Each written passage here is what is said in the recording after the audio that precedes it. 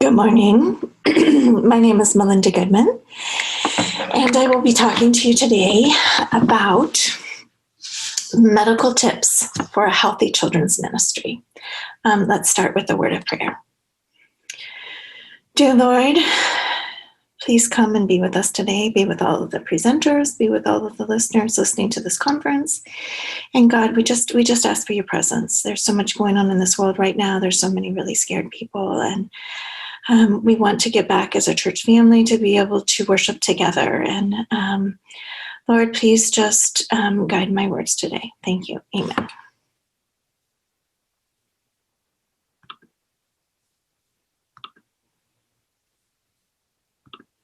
Okay, I'm going to do some screen sharing here. Medical tips for a healthy children's ministry. My name is Melinda Goodman. I'm a registered nurse. I've been a registered nurse since a long time. And currently I work mostly with summer camps, and I help out in schools. So Forest Lake Education Center and different places.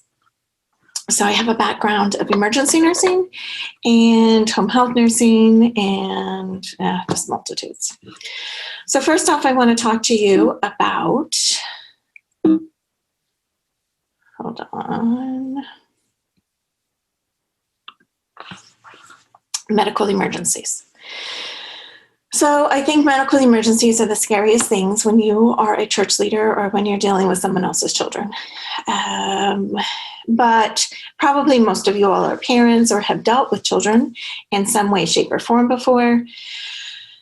So the first thing with medical emergencies is call 911, emergency, EMS when it's an emergency. EMS is there to help you. As a former ER nurse, I know it is quite frustrating when we get people coming into the ER who aren't true emergencies. But I, as a provider in churches and schools, have called EMS and have not always transported the person, but it's the next level of support that I need to make sure that that person is okay. So by the time EMS gets there, either the asthma has calmed down or whatever's happened, and they haven't always transported them. But EMS is our public service that we use when there's an emergency, because when we're dealing with other people's kids, you never want to think that it's not a true emergency. So the next thing I would suggest you do is activate your emergency plan. So wherever you're working, whatever you're doing, there should be an emergency plan for that institution, whether it's a school, whether it's a church, whether it's a summer camp, wherever you're working. Reasons to call EMS or 911 would be respiratory distress or cessation of breathing. So they're not breathing. If you ever have to use somebody's EpiPen or Epi device, so there's other EpiPens out there that aren't, EpiPens are made by the company EpiPens, epinephrine, but there's other things too out there. Severe chest pain, shock, uncontrolled breathing, choking, poisoning, prolonged unconsciousness, overdose, and any other reason that threatens life or limb. So if you're concerned, I would suggest that you call 911, EMS, and let them help you make that decision as to whether that person's going to get transferred to the emergency or not. All right, there's always goals when we're dealing with emergencies. Okay, so the way you react to the emergency is going to dictate how others around you react. For example, when I was a school nurse and somebody got hit in the eye with a ball or whatever and came in with a big black eye. So other people coming in would say, "Oh, that's a horrible black eye." So that's going to make that child feel worse. That's going to escalate the situation. Wherefore, if you're calm and cool and just, okay, there's a problem, we're going to put ice on it, we're going to get some help, and we're going to handle this. So it's very important the way you deal with it. So always your goals are to promote a safe environment. You want to preserve life, prevent deterioration or worsening of your injury or illness, protect the unconscious, and promote recovery. So those are the goals that we have when dealing with emergencies. First aid skills that are needed. So I tried to put together some basic skills that's good for anybody to have when they're working with children. Okay. So recognizing an emergency. What is an emergency? Okay. So I think everybody knows what it means to not breathe. So they have taken CPR into several levels now. So there's, bystander CPR where you just do hands only. Okay. And anymore, they're not suggesting for bystanders to even check for a pulse unless you're a medical provider, because there was too many steps in it. So if they're not breathing and it looks like they're not responsive, so responsive would be they're not waking up, they're not talking to you, you're going to start some basic CPR, okay, including the use of the AED. An AED is an automatic external defibrillator. When I teach my 8th graders, it's a zzz machine that helps to restart the heart. Okay, so it means that your heart is going just quivering, and then when it shocks, then it can start pumping again. Okay. So hopefully wherever you are in children's ministry, you know where the AED is. I always train my younger people that I'm working with to know where the AEDs are, because if I come to the scenes, so as a school nurse, if I go over to 6th grade, then I'm going to have one of the other 6th graders run and get the AED. I'm not going to stop and run and get it. Okay. So other first aid skills that are very important to have: treating choking, treating bleeding, so how to stop bleeding, how to do the abdominal thrusts. Used to be Heimlich maneuver for choking.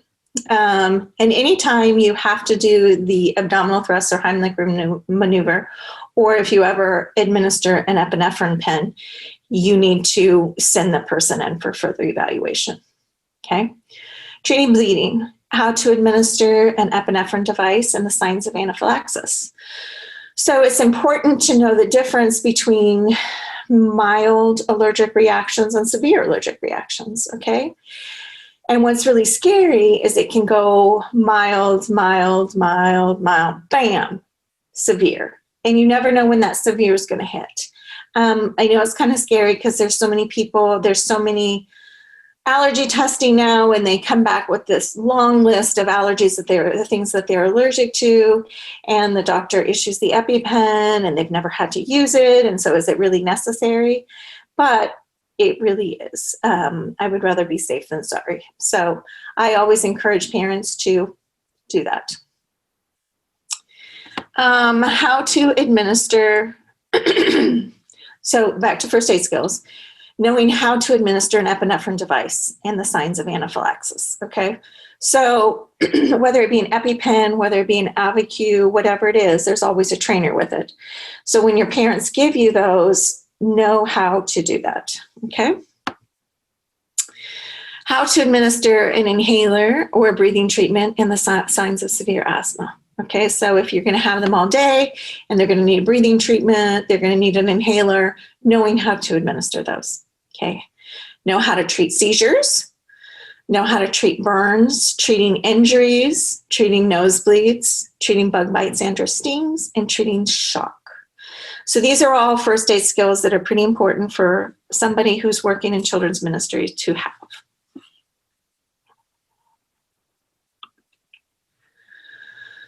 Goal of a healthy ministry.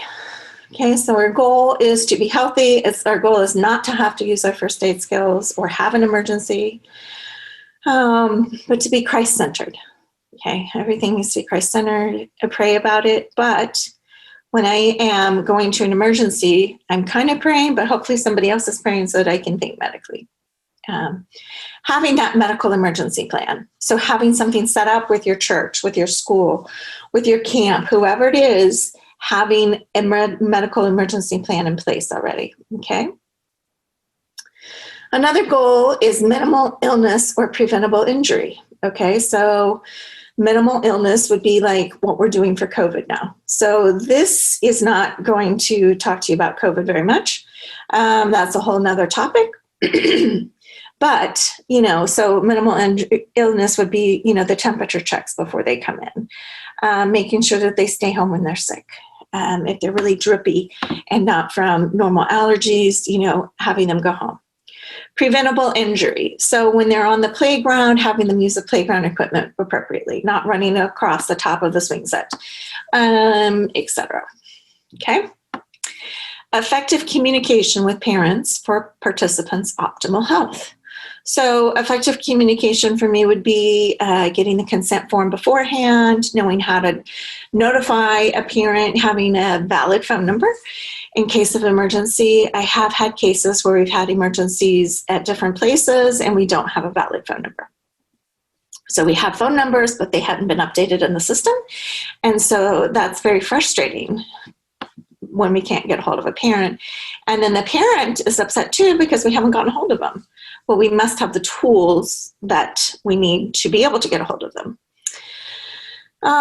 Minimizing the number of participants who get sent home due to illness. Okay, so we don't want people to get sent home. We want them to stay home before they get sick. But that would be something like a kid with a high fever comes, this was prior to COVID, obviously, and spreads the germs before we realize that they have a fever, right? An environment that supports healthy habits. So having a sink nearby where you can wash your hands with paper towels, having hand sanitizer, having water to drink, having healthy snacks. An efficient process for treating participants and or staff if we need to have staff treated. Safe medication administration, whether it's emergency or scheduled medication. A medical resource person on site or on call, depending on what event you have. These are all things that you would want to consider to have a healthy ministry. Okay?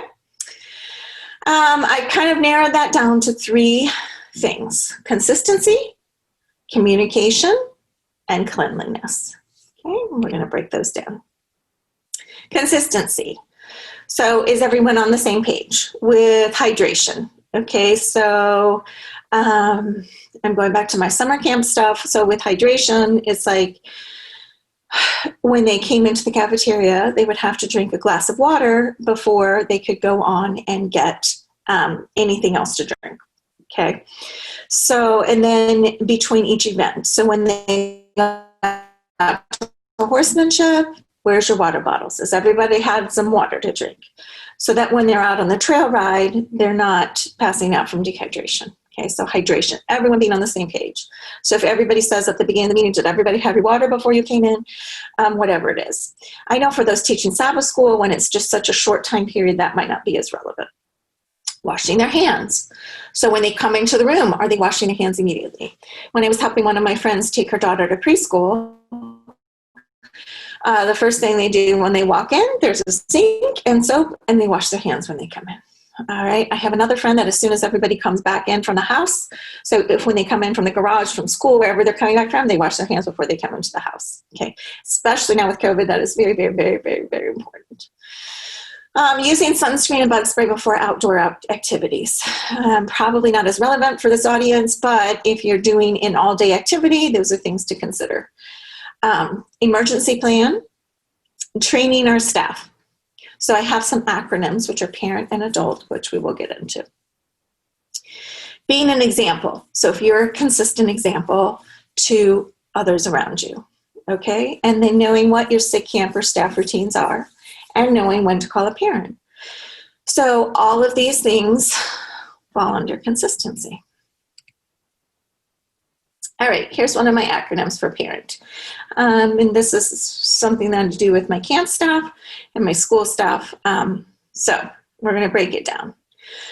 So when I am taking care of somebody else's kids, I then am acting as their parent. Okay, so whether it be for Sabbath school, day camp, a summer camp, the parent is now giving me authority to oversee their child as a parent. Okay. So I need to do things such as planning ahead of time. What are my activities going to be? Do I need sunscreen because we're going to go outside for 2 hours? I need to prepare my environment ahead of time. I need to prepare what I'm wearing. I need to have all of my supplies ready ahead of time. So preparing. And then I need to protect. I need to protect those in my care, my staff, the kids, whoever is with me. All right, so that's P. Plan, prepare, protect. Okay. A is for action. So I want to take action in whatever I need to do. So whether it is bringing water outside, big on water. My attitude makes a huge difference with those that I work with. When you work with somebody who the leader is very grumpy, you're going to start seeing grumpiness come down that line. Okay. And my awareness of my situation, what's going on around me. So action, attitude, and awareness. R is for responsibility, respect, and resources. So it's my responsibility to provide a safe environment, to provide a healthy environment for these kids. But I want to treat everybody with respect. And resources. I want to utilize my resources. So if I'm unsure about something, if there's something that comes up that I've never dealt with before, I have the responsibility to then find out what to do with that. And not just pretend I know what I'm doing, because that's when detrimental things sometimes happen, especially with a medical emergency, is because, oh, well, yeah, they had an EpiPen and I wasn't really sure how to use it. And, it just kind of scared me. And so I didn't do anything. No, it is your responsibility to find out what to do with that. And if you need a parent to stay, if you need somebody else to stay, or, go up whoever you're responsible to. E, expect the unexpected. So with children, the unexpected is always going to happen. It doesn't matter what it is, it will happen. I can't tell you how many times this happened, but expect the unexpected. All right, so just be prepared. Just be prepared that somebody's going to throw a tantrum fit. Be prepared that, I don't know, there's cockroaches running all over the floor. Just expect the unexpected, okay? In nurture, nutrition, and neighbors. Okay, so nurturing. When I think of nurturing, I think of a little plant in a pot. So when you plant a seed, you want to nurture it. You want to give it sunlight. You want to give it water. You want to give it the resources that it needs so it can grow. So that's how it is with our children in our churches, in our schools. We want to nurture them. We want to nurture them to grow. We want to give them a safe, calm, protective environment. Nutrition and neighbors might not be as applicable for where you're working, but if you're going to feed them, I would think about a healthy snack, and be very aware of food allergies, and then neighbors. So that was more for summer camp when people are being boisterous, but I guess that could go for Sabbath school too. If you're being really, really boisterous in your class, it's going to disturb your class next door. And then the last one is timeliness. So being timely for everything that you do. All right, so that is for parent. You become the parent of the child. Well, you don't actually become the parent, but you act as their parent while their parent is either in church or wherever they are. Okay. Adult. So you are the adult. So again, for A is for action, all right? So what are the actions that you're taking to be an adult today? You've shown up, you've dressed up, you're wearing your dress code, you're doing what you're supposed to do, all right? And that goes right into D, drive the speed limit. So what that means is if the speed limit is 65 miles per hour, you're going 65, 70, okay? You're not going 90, 100, 120. Because then you're not as alert and able to react as quickly to something that happens. And you're not puttering so slow that everybody's passing you. You're driving the speed limit. You're doing what you're supposed to do. Okay. Again, utilize your resources. Utilize your resources. This is so huge because I know a lot of people, one of my hard things is to ask for help. Okay. So, but there's people out there who have probably been through a similar situation or something, or can help you find somebody to talk to about whatever you're facing. Listening. L, listen. Listen is huge. Listen to what they're saying. Sometimes when you get snappy at somebody, it's not because you're exactly mad at them. You might be nervous. You might be scared. You might be They might have had a horrible fight at home before they came in. Who knows? But you need to listen. And then T, talk to someone you trust. Okay, so that would be more for afterwards, if you need to debrief. But you are the adult. You are the adult, and there you go. Okay. So I love this meme. Who let me adult? I can't adult. I don't want to adult. In that horrifying moment when you're looking for an adult, but you realize you are an adult. So you look around for an older adult, an adulterer, adult, somebody better at adulting than you. Not adultery, but you got me. So, yes, that has happened many a time. But then I'm the senior person on the scene, and it's like, ah. Our next topic is communication. So I like this one because have you ever come up to an intersection like this and all you're hearing is all of these different directions? Okay, so you want to be clear in your communication and break it down to them so they're only seeing one sign if they're not 15. All right, here are some things we need to be aware of with communication. Emergency protocols. So what are your emergency protocols for your church, for your school, for your camp? The phone numbers of the leaders. So who do you call when you have a problem? Who called you to teach or whatever? I always encourage everybody when I'm training them at a new location, know the address of your location. So if you're calling 911, yes, they can track you on your cell phone, but it's also nice to have the exact address. When I was a school nurse, I would have at staff meetings, I would just randomly call on people and say, what's our school address?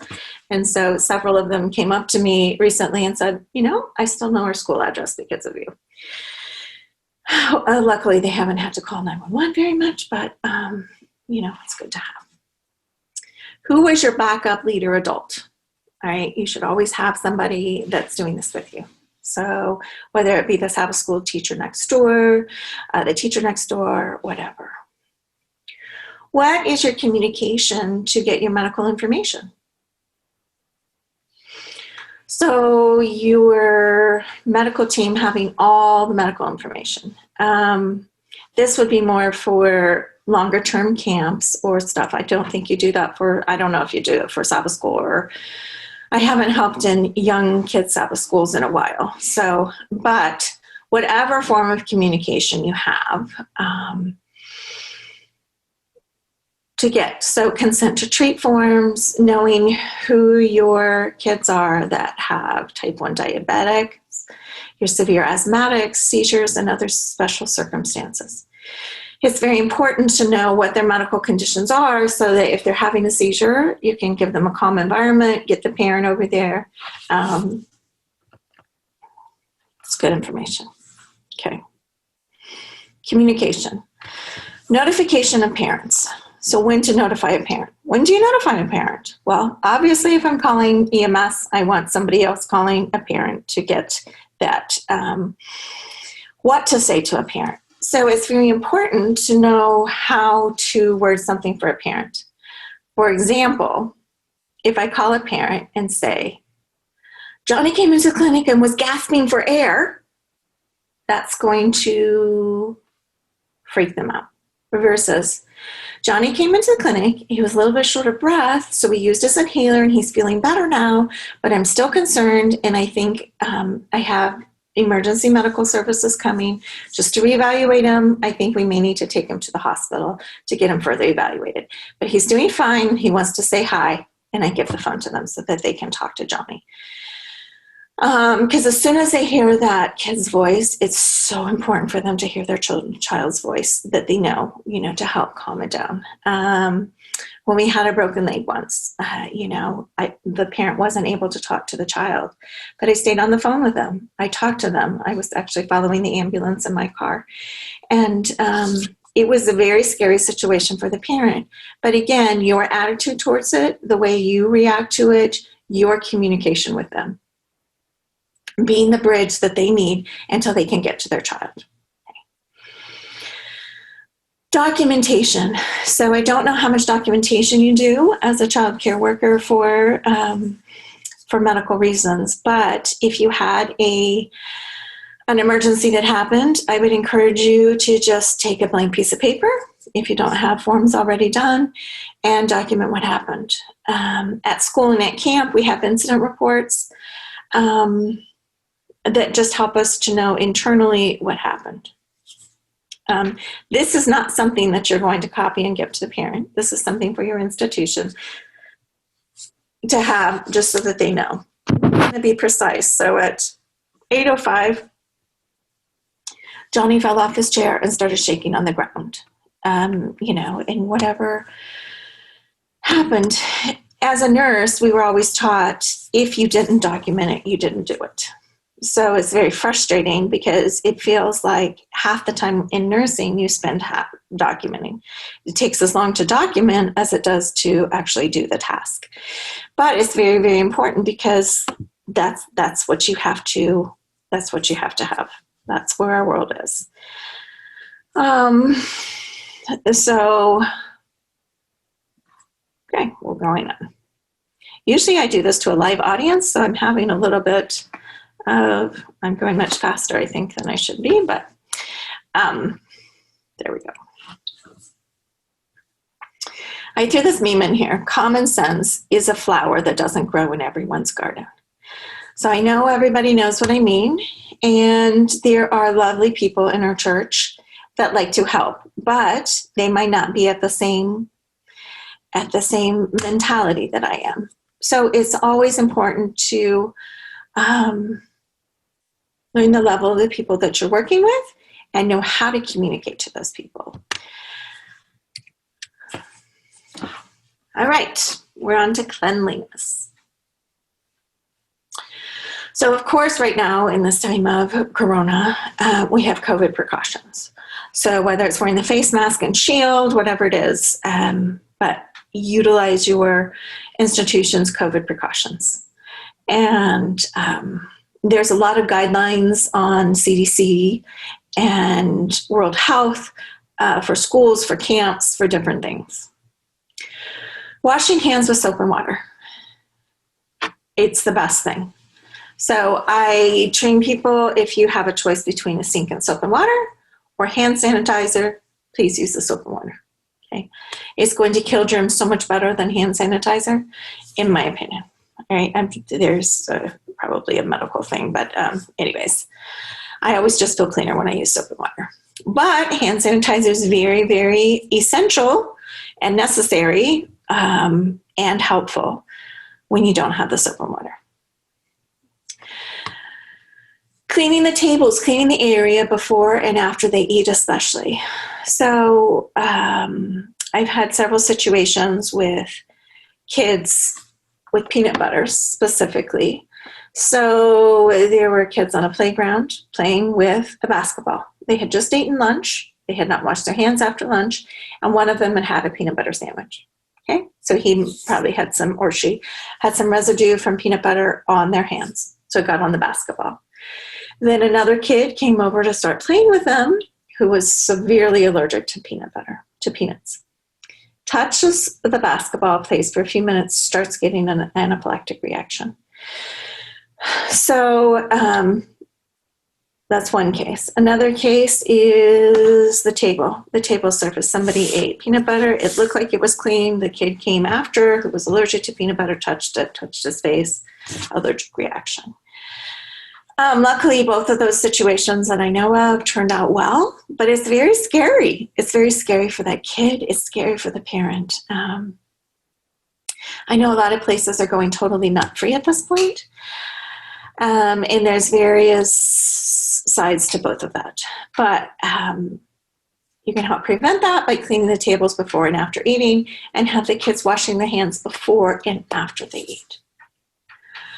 Coughing into your elbow or a tissue and not in your hand. So one of the benefits because I try to look for the silver lining of COVID and Corona, is that I feel like flu season is going to be a lot less this year because everybody is being so proactive with washing their hands, with coughing into their elbow, with all of that. Using Lysol or Simile on all frequently touched surfaces. So having a can of Lysol in your room and going around and spraying it routinely on the doorknobs and everything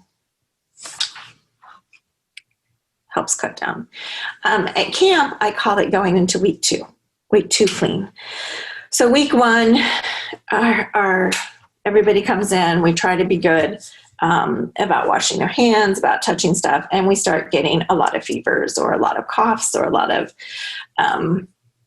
different bugs that just thrive at camp because it's, germs' best friend there. And so when we go into week two, everybody has to step up their cleanliness, and then everything kind of decreases.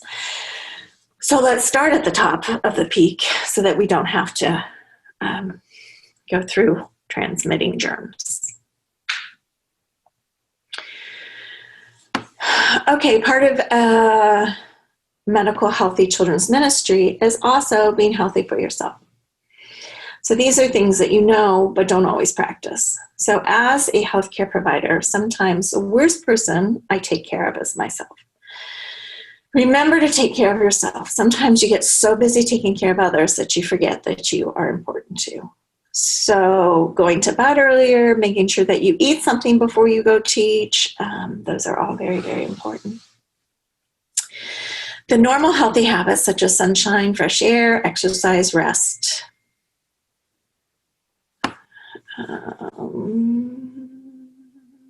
Hold on.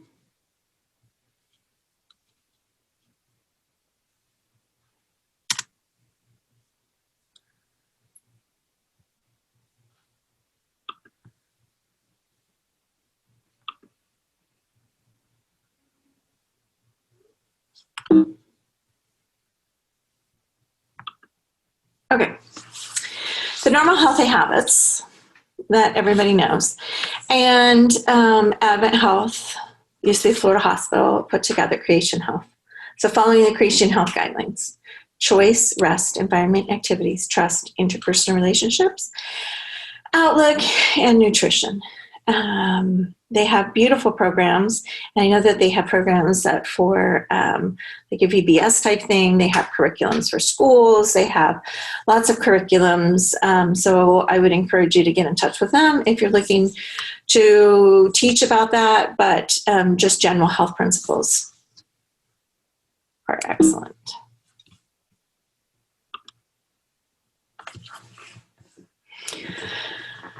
Okay, let's talk a little bit more in depth about documentation. What does that exactly mean? Again, as I told you, as a nurse, if I don't say it, it's not done. If I don't document it, it wasn't done. So if you are hiring medical people, you want to do licensure checks on them. It's very easy online to go and check and make sure that they're nursing license, their EMT license, their CNA license, whatever is valid, and having it current. Being CPR certified, CPR first aid certified. I feel this is a very important thing. It just helps you be more prepared for emergencies. And then it gives you a chance to be there for when that emergency happens. CPR first aid certification is usually good for 2 years. Right now, American Heart has extended everyone's expiration dates because of COVID for a couple months. So, but there are people who will come into your church and do it. A lot of companies and stuff are doing online learning now, on a blended learning. So they do a portion online, and then they do a portion of skills in session, hands-on. Background checks. I know that my church, Forest Lake Church, requires background checks before you get into, so I think it's either verified volunteers or there was one before that, a little course that you have to go through, and background checks. I think your church or your institution provides payment for that, but you would have to check with where you're working. But absolutely, we want background checks. We want the people who are working with our children to be safe. Okay. Consent medical forms. So find out what your institution is using, what you need to have to keep that child safe in the amount of time that they're there, whether it be all day, whether it be 1 hour, whatever it is. What is your incident report system? Is there a report form that you fill out? Again, I would still write it down on a piece of paper if there's not one, because you tend to forget things afterwards. And the sooner you can sit down and write everything down, the better. The more accurate it is. Medication administration records, MARS. So if you're routinely giving somebody their 10 o'clock a.m. inhaler, you need a way to document that, because they're coming to you all week for VBS. Some way to keep your clinic logs notes. So a clinic would be more if you've had a medical professional working there, but however you want to do that. And then storage of files. What do we do with these files after they're done? They need to be kept confidentially. They need to be kept protected. Churches and schools and stuff fall more under FERPA than they do under HIPAA. HIPAA is more for a hospital-based institution. FERPA is the family one, but I just teach confidentiality. I don't want my information out there. I don't want people knowing things. Also, I get medical forms on all of my staff so that I know what's going on. So I know who has a heart condition. I know what medications they're taking. So that if Miss Sally, who's teaching cradle roll, all of a sudden passes out, I have something on her that I can give EMS when I call them.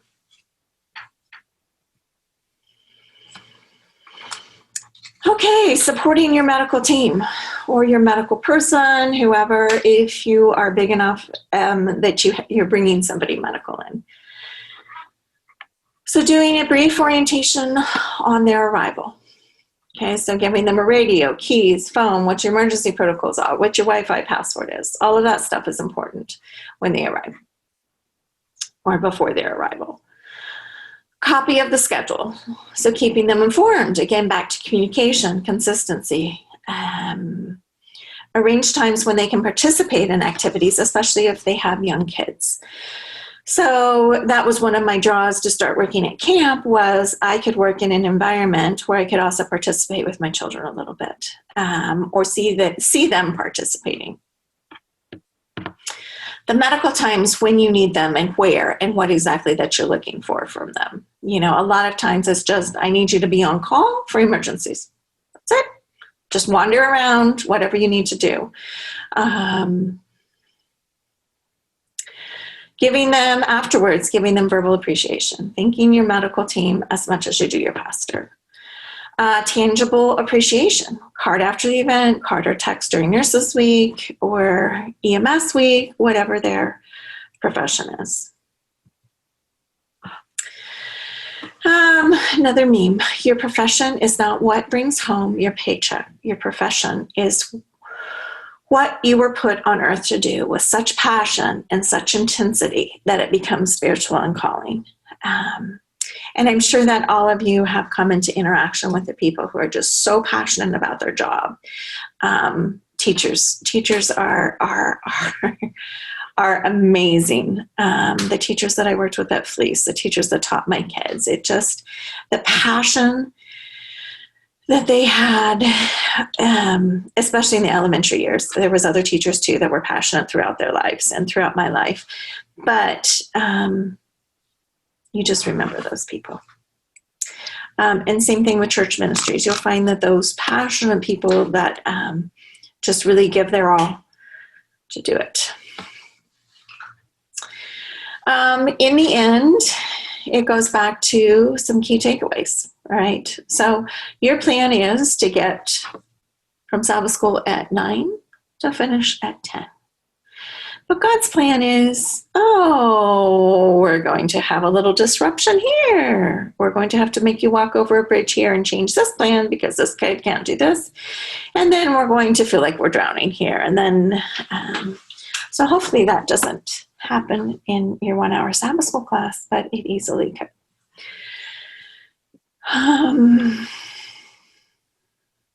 Okay, I'm going to go back to the front and we're just going to go over the emergencies again.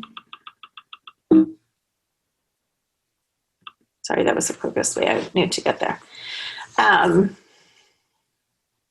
Just about reasons to call EMS 911. Okay, respiratory distress or cessation of breathing. Anytime you use an EpiPen, so EpiPen, EpiDevice, epinephrine. This would be for allergic reactions, anaphylaxis. Severe chest pains, shock, stroke, uncontrolled breathing, choking, poisoning, prolonged unconsciousness, overdose, and any other reason that threatens life or limb. So, as I've said before, EMS is there as a public service to help us.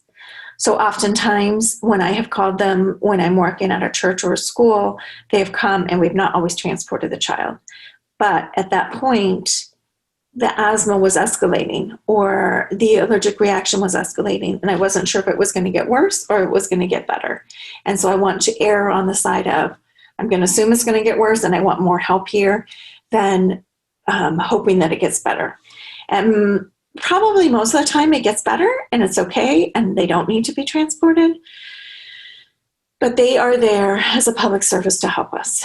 One of the firefighters that used to teach our CPR course told us a stat, this was many years ago, but he said in Orange County, the average was 11 minutes of an emergency before people called 911. So just think if that 11 minutes was eliminated. It's still going to take EMS a period of time to get there. Generally 3 to 5 minutes. For most of our institutions is 3 to 5 minutes emergency response time before one of your first responders gets there. But taking that 11 minutes out of the equation might help save a life. Just back to the medical goals when dealing with emergencies, promoting a safe environment, preserving life, preventing deterioration or worsening of your injury or illness. So that would be just keeping them still, not letting them walk around after they've fallen or something. Protect the unconscious or protect the injured. So if I have a child in Sabbath school who's having a seizure, I'm going to hopefully take the rest of the Sabbath school class or have somebody come get them, take them to another room. So then I'm providing confidentiality and privacy for that person, promoting respect for them, and then promoting recovery. And I'll just end with these first aid skills. Recognizing what an emergency is. Okay, basic CPR, including the use of an AED and knowing where the AED is in your institution. Treating choking, knowing how to do abdominal thrusts, knowing what to do if there's a grape stuck in their esophagus, how to get that out. Treating bleeding, how to administer an epinephrine device and the signs of anaphylaxis. How to administer an inhaler, breathing treatment, and signs of severe asthma. Treating seizures, treating burns, treating injuries, treating nosebleeds, treating bug bites and or stings, and treating shock. So those are just some of the first aid skills that you need. There's a lot of courses out there. I think they're all pretty good. They're all pretty similar. So whatever your church does, hopefully all of your leaders are trained. If not, you might want to suggest that to your church institution that that's something that you would like to do. Okay. I know it's early and I'm not sure if any of you have any questions, if we can open up a chat. But that is the end of my presentation. And I don't know if somebody from Agape is on that can let me know what I need to do.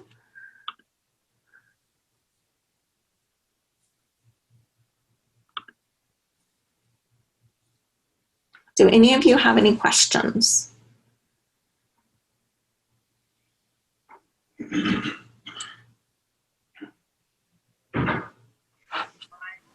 Good morning. Happy Sabbath. Good morning. Happy Sabbath to you. I have one question. You talk about having this. You talk about having the CPR machine. What about? Sorry. What about having one? Sorry. Hold on. And it was like, oh my goodness, I can't see my children. I can't see anybody. And so God has really changed it. And it's almost like I like. What about having? I only in my church I only see one for adults, Okay. and I haven't seen they have a pad for children. Oh, okay. So on your AED you're talking about? Yes. Okay. So I think the budget would be purchasing pad for children, but also I like the idea about letting your staff know about how to react for the emergency. Because what if, just like what you said, what if I'm the only one doing CPR and nobody else calling? Or going for the AED machine. Right. And I don't think, because we rely mostly on only those, so like how you say, those nurses. And I think that's a great idea how you mention it, because I know we doesn't have no pad for children, and I know if any emergency about children, we don't know what we would do. Okay. How can I bring it up to my church members? How can I directly mention it to them for them to have more emergency equipment for the children? I would just do it that way. I would say, in a recent seminar that you were in, it was suggested that there be adult pads and child pads or child infant pads.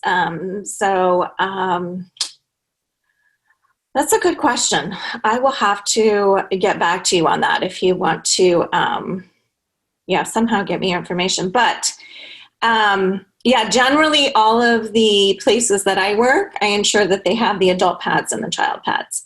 Now, according to American Heart Association, because I'm a CPR first aid instructor as well for American Heart, they say if there's no child pads, then you can use the adult pads on the child or infant. Okay.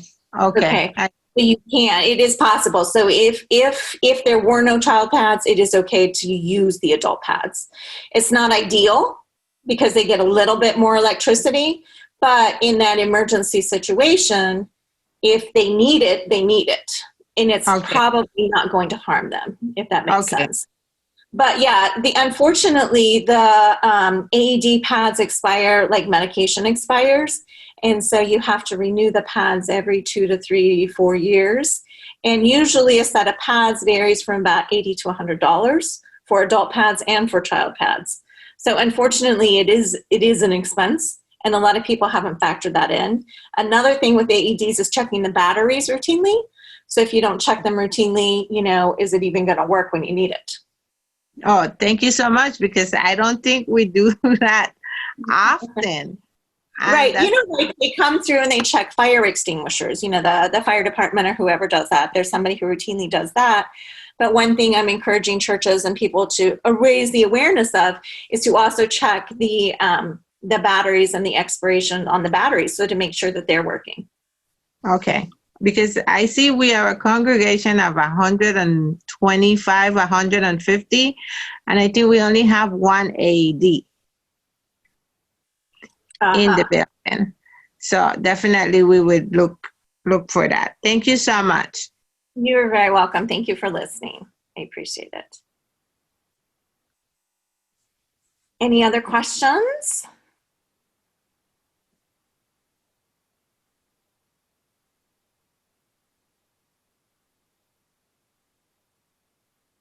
And like I said, this presentation was kind of set up for my summer camp because I work at Camp Kalakwa. I volunteer at Camp Kalakwa and help them with their medical program there.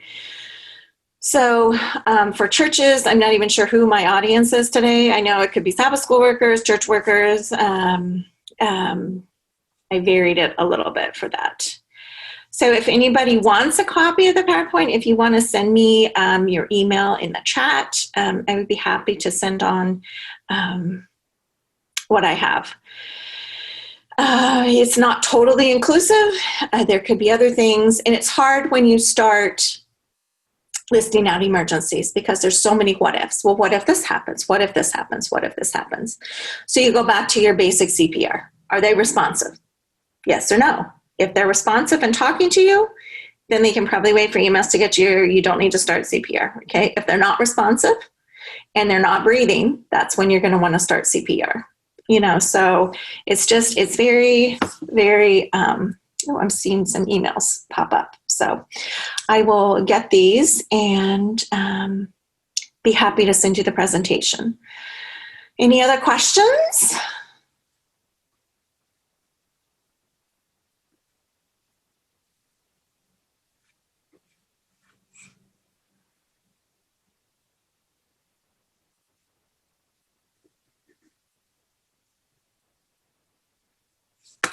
And I'm going to put my email in the chat too, so that if I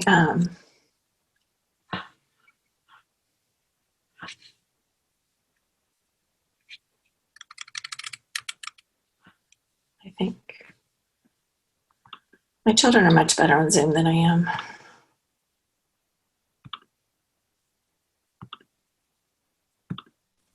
You did a great job. We really appreciate it. Yeah, I feel better in person, but it works. It works. And this is actually a good way to get information out to a lot of people. And so, but that is my email. So if I didn't copy your email down right, or you can just email me directly as well. So, all right, let's go ahead and close with prayer. And then if anyone else has any questions, we can do that. Dear Lord, I pray for us. I pray for your church. I pray for your people. I pray for this world, Lord. We are in such turmoil and such fear. And God, I pray for the day when you come again and we don't have to worry about COVID and we don't have to worry about medical emergencies and we can spend eternity with you. Dear Jesus, please give us the wisdom that we need to be adequately prepared for people who do have medical emergencies in our places where we are serving you. And Jesus, I just thank you. I thank you for the opportunity. And please bless all those who came on today. Please bless the other presenters and help us to glorify you in your name. Amen.